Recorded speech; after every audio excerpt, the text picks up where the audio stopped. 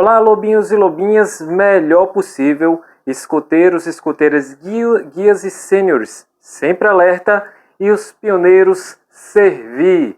Aqui mais uma vez está o chefe Cláudio, ou o Aquelá Cláudio, trazendo para vocês mais uma história. Dessa vez eu trouxe uma história que está nesse livro aqui, O Dono do Tempo, da escritora brasileira Renata Ventura.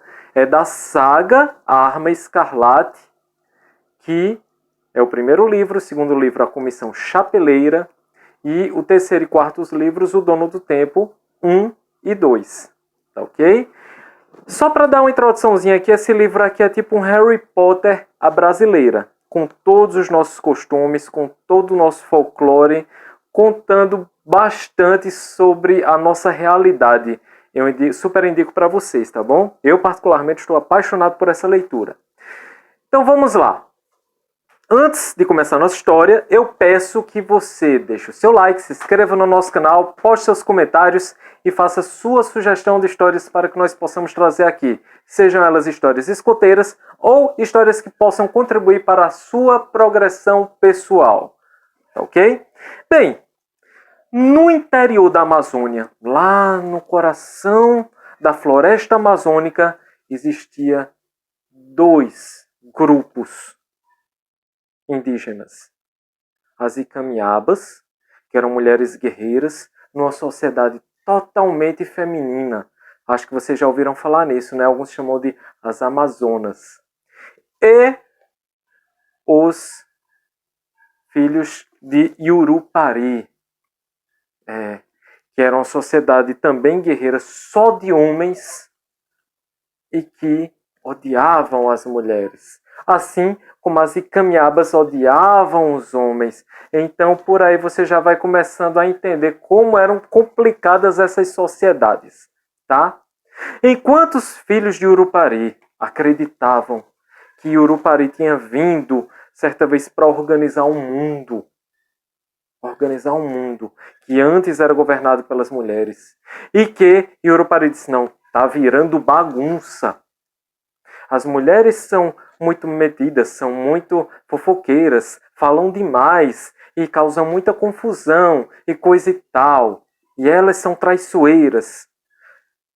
As Icamiabas, por sua vez, diziam, não, os homens é quem são traiçoeiros. Eles mataram, os filhos de Urupari mataram muitas e muitas mulheres. Somente porque viram os instrumentos que eram utilizados na hora do ritual para Urupari. Somente por terem visto ou ouvido, matavam as mulheres. Então já era uma guerra muito antiga, tá? De muitas e muitas luas atrás.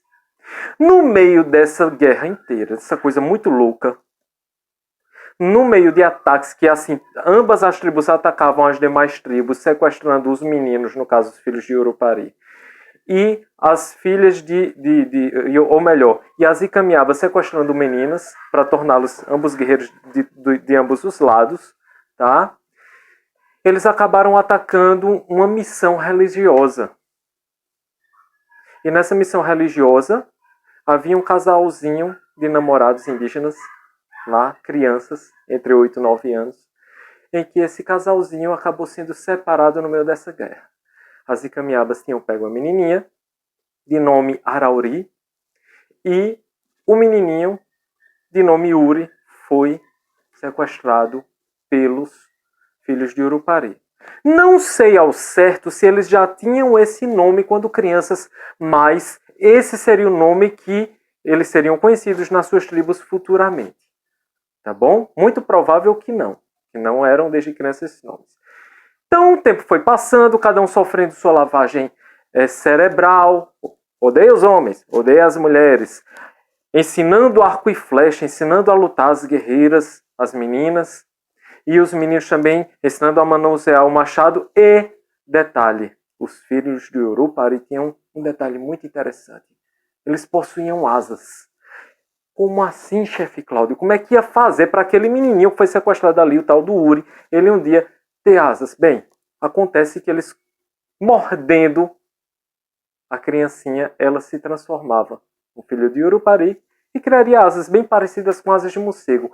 Porque na concepção deles, Yurupari tinha vindo em determinado momento, quando ele começou a criar certas coisas da selva, certos bichos, criou os morcegos e em seguida os seus filhos. E os filhos dele saíam com essas asas. Né? Então, era uma guerra ferrenha.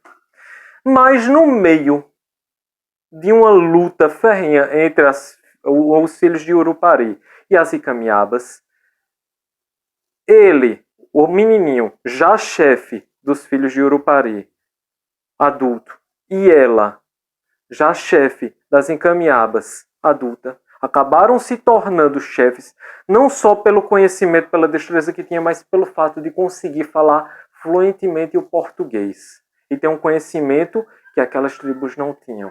Ensinado, obviamente, pelos religiosos. Ok? Então, eles trocaram olhares no meio da briga, da guerra. E se apaixonaram.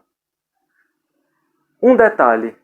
Uri, o menininho, que era um homem agora, não lembrava mais de tudo aquilo, depois de tanta lavagem cerebral. Mas Arauri, quando começou a se encontrar com ele, lembrou. E dentro dela, ela tinha um ódio dentro de si. Porque achava que ele só estava usando ela. E ele, por sua vez, também vivia um conflito, porque era apaixonado por ela, mas não podiam viver isso. E eles viviam esse amor às escondidas.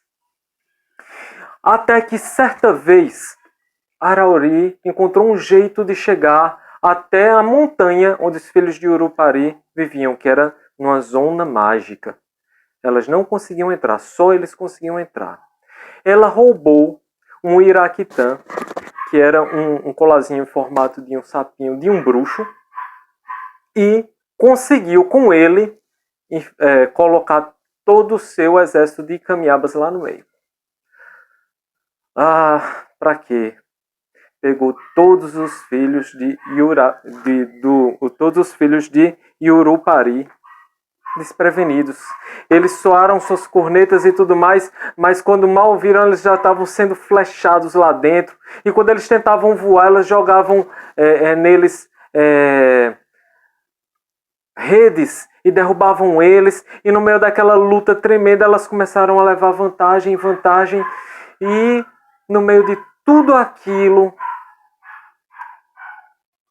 Uri foi capturado. E estava sendo duramente espancado, com uma das mãos presas, o seu pescoço também preso, e só com uma das mãos para lutar, e sendo muito espancado pelas Icamiabas. E Arauri se viu no dilema: o que é que eu faço? Vão espancar ele até a morte. No meio disso tudo, ela avançou em direção a ele. Se ela tentasse fazer algo, ela também morria. E ela puxou o seu punhal com um golpe de misericórdia e cravou o punhal no coração dele. Só que, antes que ele morresse, ele puxou ela para junto de si e disse: tome conta do menino. Tinha um menininho chamado Kari, que era aprendiz dele, pois ele é seu filho. Então, foi justamente isso que fez com que Arauri desse uma ordem para que todas pudessem deixar de lado os meninos, as crianças, não matassem os jovens naquele momento, só os mais velhos. E aí o menino foi poupado. Elas geralmente faziam o quê? Abandonavam os filhos homens quando tinham. E esse menininho era filho dela. E ele tinha pego porque era filho dela para tomar conta e para ensinar. E eles pegavam justamente esses filhos na floresta desnutridos.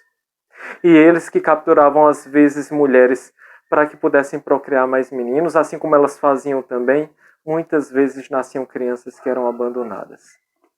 E foi no meio dessa triste história em que nós podemos conhecer um pouquinho sobre a história das Icamiabas.